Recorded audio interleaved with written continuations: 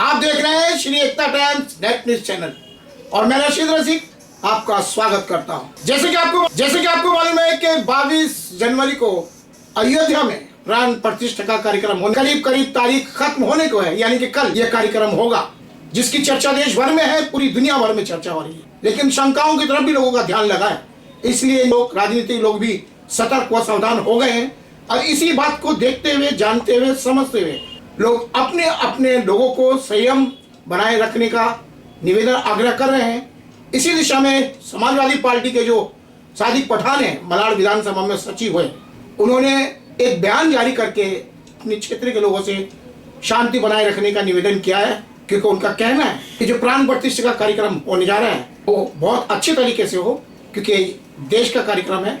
और इसलिए सादिक पठान ने अपनी ओर से शुभकामनाएं देते हुए और सभी को अफवाह में न आकर माहौल को खराब न कोई करे, उससे सतर्क व सावधान रहने की हिदायत सादिक पठान ने अपने विचारों द्वारा की है। एक सुलझे हुए व्यक्तित्व के मालिक है वे, और इसीलिए उन्होंने ऐसे माहौल के अंदर कोई अनहोनी ना हो जाए, इस बात को सोचते समझते हुए अपना बयान जारी किया है। क्योंकि समाजवादी पार्टी के जो अब्बास माजिनी है, उनका आदेश साफ है कि हमें देश की भावनाओं का ख्याल करते हुए अपनी भूमिका को अंजाम देना है। और ये उसी का नतीजा है कि सादिक पठान सामने आए हैं और अपनी भूमिका को स्पष्ट, इसलिए हमें सावधान व सतर्क रहकर सचेत रहते हुए अपनी भूमिका को अंजाम देना है। बता दो, कल कई जगह भंडारे का आयोजन किया जाने वाला है और सादिक पठान को उस अवसर पर बुलाया है और सादिक पठान ने वहां जाने का जो आमंत्रण है वो स्वीकार कर लिया, वे जा रहे हैं और अपनी भूमिका अदा करें। तो कुल मिलाकर यही है कि सादिक पठान ने खास करके मालूनी क्षेत्र के लोगों से आग्रह करते हुए निवेदन किया है कि वे किसी अफवाह में न आए, क्योंकि ये हम सभी का कार्यक्रम है।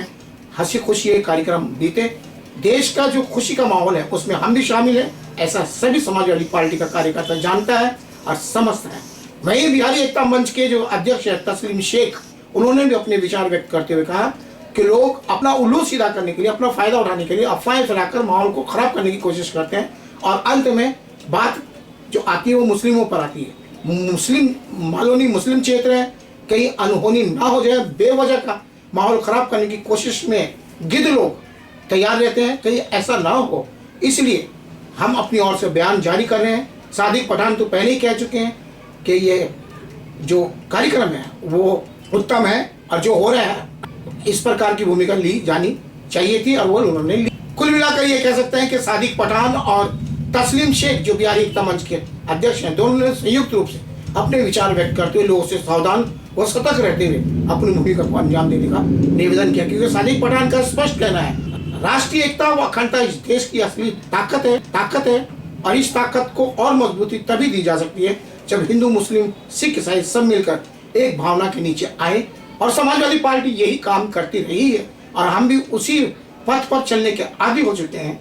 इसलिए हम ये अपनी ओर से निवेदन, आग्रह आप तक पहुंचाने की कोशिश कर रहे हैं कि आप शांतिमय तरीके से अपनी भूमिका को अंजाम दें। किसी बेहतर श्री एकता टाइम के कैमरे के सामने उन्होंने अपने विचार व्यक्त किए हैं।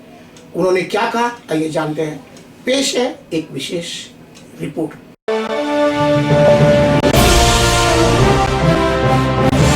मैं सादिक पठान, उत्तर मुंबई जिला सचिव।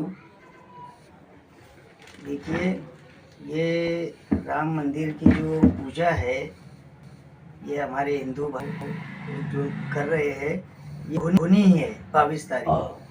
तो ये पूजा शांति पूर्वक से हो जानी चाहिए, ऐसा मेरे भाइयों से और पूरी देशवासियों से, खास करके मलाड़ मालोनी इनसे मेरा निवेदन है कि ये शांति पूर्वक से हो जानी चाहिए।